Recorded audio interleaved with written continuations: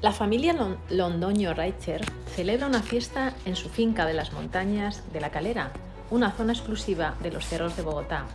La mayoría de sus invitados son abogados, penalistas, médicos, actrices, jueces, líderes radicales. A unos cuantos metros asoma de entre la tierra una mano, la mano izquierda unida al brazo sesgado hasta el hombro. Colombia Psico, novela publicada por Alfaguara de Santiago Gamboa, su autor, que es nuestro invitado de hoy en el programa de Rosa Pasapágina. Bienvenido, Santiago. Bueno, muchísimas gracias por invitarme. Gracias a ti. Es un placer leer esta historia tan tremenda que empiezas y tienes que seguir. No por el hallazgo ya de la mano, que entiendo que es un símbolo, ¿no? Una mano y luego otra mano. Sí, es una historia que tiene que ver un poco con el deseo que he tenido desde hace unos 6 o 7 años cuando regresé a vivir a Colombia, después de haber vivido 30 años en Europa y en la India. De volver a ver el país, pero como en su presente, es decir, un país posterior al proceso de paz, un país con otro tipo de situaciones y supuestamente de problemas. En el fondo los problemas son casi siempre los mismos, pero sobre todo quise hacer como una especie de novela de un realismo social que mostrara contradicciones, que mostrara cosas también positivas. Y por supuesto la novela negra para mí es como el espacio privilegiado para este tipo de situaciones. Una novela negra, digamos desde un punto de vista moral, una novela negra es siempre un espacio de lucha entre el bien y el mal, digamos, en términos moralistas. Pero en términos humanistas, pues es el lugar en donde una sociedad se puede mirar un poco al espejo, porque están las personas que tienen la mística de lo positivo, quienes quieren que las cosas funcionen y se resuelvan, y está ese porcentaje pequeño de personas que hacen, pues, que ejercen la violencia, que ejercen la crueldad, que hacen cosas negativas para los demás y que buscan solo su... Y la escenificación de esa lucha, para mí es digamos, es el fondo de cualquier novela negra, pero siempre con una idea de mirar qué hay en una sociedad, qué hay además en los seres humanos que viven en esa sociedad. Sí, porque cuáles son sus anhelos y cuáles son sus pequeñas batallas, ¿no? No lo tienen fácil porque ser de Colombia, por desgracia, va asociado a narcotráfico, a corrupción y a violencia. Y yo entiendo que la gente lo que acabas de apuntar, que no todo el mundo, afortunadamente, de la población se puede encasillar ahí, pero es verdad que lo tienen más difícil que otros países. Claro, sí, lo que pasa es que Colombia es una nación joven y como todo joven pues está en un momento de contradicciones, está buscando una identidad todavía. Las diferentes, digamos, los diferentes aspectos de la sociedad no están todos desarrollados al mismo tiempo. Por ejemplo, Colombia tiene una gigantesca fuerza en términos culturales, por ejemplo, ¿no? Cuando tú te pones a ver, pues aparte de García Márquez, Fernando Botero, etcétera, es una sociedad que tiene y que cuenta con una cantidad muy grande de personas que están analizando, que están pensando, reflexionando estéticamente sobre la realidad de Colombia. Pero por otro lado están los problemas y la violencia. Bueno, la violencia pues desafortunadamente es una parte de la cultura también, ¿no? O sea, no es un invento, pues obviamente, de los colombianos ni nada. Es decir, la violencia forma parte de la cultura a tal punto que la cultura occidental nace de una guerra, que es la guerra de Troya, ¿verdad? Entonces, Colombia tiene en este momento la típica reacción de una nación joven, que es ejercer un poco de violencia en su interior para intentar encontrar un camino, con la dificultad del narcotráfico, que es en el fondo la expresión de otra dificultad, que es el hecho de que ese tipo de sustancias estén prohibidas. Cada vez más las voces son cada día más unánimes, pensando que lo que toca del camino más corto para encontrar la pacificación en ese aspecto es legalizar su uso, para después entonces tomar medidas de orden médico y de orden preventivo, en lugar de gastar millones y millones y millones pues en unas prohibiciones y en una guerra contra el narcotráfico que solo produce muertos en nuestros países, en México, en Colombia, en Centroamérica. Es decir, el consumo de esa droga se hace en el mundo entero, pero los muertos están en nuestros países. Entonces, para nosotros es urgente, como lo dijo en Naciones Unidas el presidente Petro, Sí. Para nosotros es muy urgente que se encuentre un lenguaje distinto, que se trate de un modo diferente ese problema. Petro, ya que has hablado de Petro, ¿es la esperanza para Colombia? Pues para mí sí, porque yo voté por Gustavo Petro, lo apoyé en la primera y en la segunda vuelta, y creo que tiene una lectura de la sociedad que a mí me parece correcta. Es un gobierno popular, pero es un gobierno de unidad. Es un gobierno que no deja por fuera a nadie. Es un gobierno que está preocupado por corregir la injusticia social en un país que es el segundo o tercero del mundo, pero también es un país es un gobierno que está preocupado por proteger el medio ambiente, por crear condiciones no solo sociales y económicas, sino también ambientales para que la gente viva mejor. Que en el fondo es una definición de país que a mí me gusta desde la política. Yo he estado siempre muy en contra de esa mirada política que considera que un país es una empresa y que entonces el país tiene que producir ganancias como las empresas. Y entonces, ¿qué mejor persona para dirigir una empresa que un empresario, verdad? Lógico. Y ese formato de Berlusconi, Trump, Piñera en Chile, que nosotros íbamos a tener, el rival de Petro fue un empresario, es una versión de la sociedad que a mí me parece tremendamente injusta y que probablemente funcione en otro tipo de sociedades que están en otro momento. Pero para Colombia, para el crecimiento, para ese adolescente que es Colombia como nación, apenas 200 años de vida republicana, lo que le conviene es un gobierno en donde la política esté hecha para la gente, para construir un espacio y una sociedad en donde sea mejor y más fácil las cosas esenciales de la vida, que son las mismas que en Europa preocuparon después de la Segunda Guerra, que es la salud, la educación y la protección social. Y eso es en esencia, eso es el gobierno de Gustavo Petro. Colombia es un país sin héroes, dices, pero ¿no te parece que los jóvenes que salen a la calle a jugarse la vida sabiendo que es una batalla perdida no son ellos ya héroes de por sí? Por supuesto, es un país de héroes anónimos. Exacto. Los héroes de Colombia son siempre personas un poco sin rostro, son más bien, a veces yo me los represento casi como fantasmas, pero son esos jóvenes anónimos, son esas personas que dicen un día no. Recordemos esa frase famosa de Albert Camus cuando dice quiénes son los héroes. El héroe es el que dice no, en medio de una muchedumbre que dice sí. Ese héroe anónimo es el que ha sostenido un poco la dignidad y la fuerza que hoy ha llevado a Colombia a tomar una ruta interesante. Colombia yo siempre la comparo con los artistas trágicos, con los impresionistas. Yo digo que Colombia es un país que, como los artistas trágicos, progresa de derrota en derrota. Porque hay en Colombia un progreso.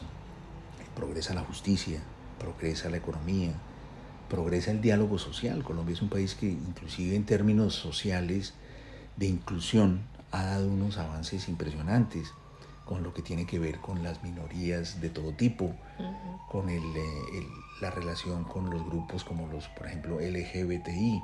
Es decir, es una sociedad que contra todo pronóstico progresa, y progresa en un sentido correcto, gracias a esos héroes anónimos, ¿verdad? Sí. Porque los héroes los héroes que están en las estatuas, que están encima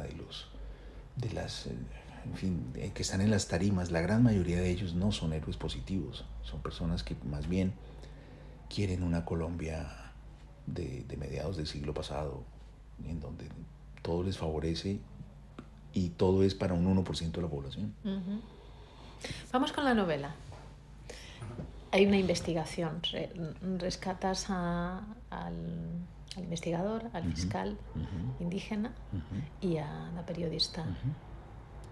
Porque el papel de la mujer en esta novela también es importante.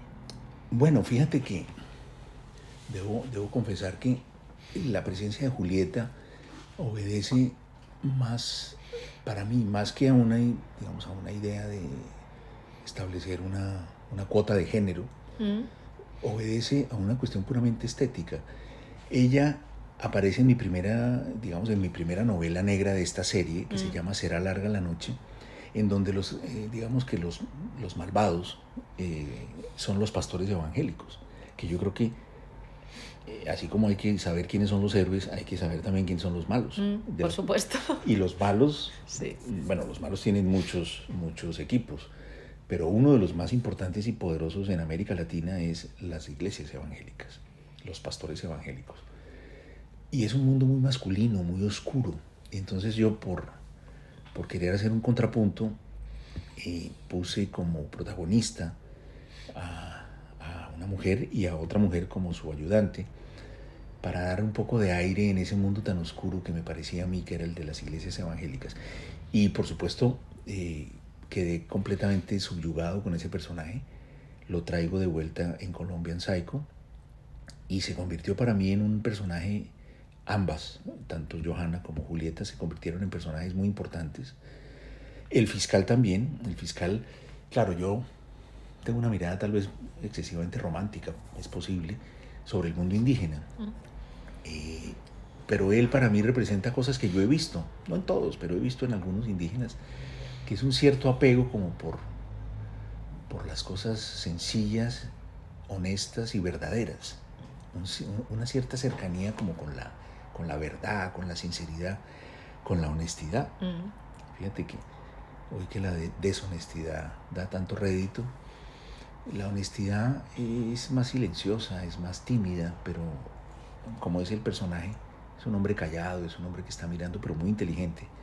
A veces la inteligencia se expresa de esa manera, en el silencio. Y es como veo yo a ese personaje que también me ha acompañado ya durante varios años y todavía me van a acompañar en un libro más. Sí. ¿Cómo es enfrentarse a políticos corruptos cuando estás llevando a cabo una investigación? Pues eso, yo creo que eso es una experiencia que tenemos todos los seres humanos. En algunos países más, en otros menos. En Colombia, por desgracia, es de los de más, ¿no? En Colombia la corrupción política es muy, muy grande. Hay gente muy valiosa que los combate y que los denuncia. Pero en Colombia el político corrupto tiene una especie de hermandad natural con el narcotraficante, que tiene exactamente lo que él necesita, que es dinero. Y el político tiene lo que el narcotraficante necesita, que es poder. Poder para protegerse, para que su negocio continúe y para defenderse de la ley. Entonces, esa unión entre narcotráfico y política, que ha sido nefasta para Colombia, que ha asesinado a políticos que en cambio luchaban contra eso, como es el caso de Luis Carlos Galán, como es el caso del ministro Lara Bonilla y de tantas otras personas. Colombia es un país que ha tenido, en eso se parece un poco a la India, una tradición de magnicidios tremenda. Entonces digamos que la corrupción política tiene también que ver con el hecho de que la política es considerada por muchísima gente como un negocio. Inclusive hay gente, se hizo famosa una vez una frase de un político diciendo, no, yo ya dejé la política porque eso ya se volvió un mal negocio, ¿no? Es decir, eso es lo que, por ejemplo, una persona como Gustavo Petro, me parece a mí que está, y es una colosal labor, es una labor colosal la que tiene por delante, intentar limpiar la imagen de la política de ese tipo de situaciones, pero es muy difícil porque claro, en Colombia el primer contratista es el Estado. Entonces en Colombia hay una clase empresarial corrupta que está dedicada a venderle cosas al Estado.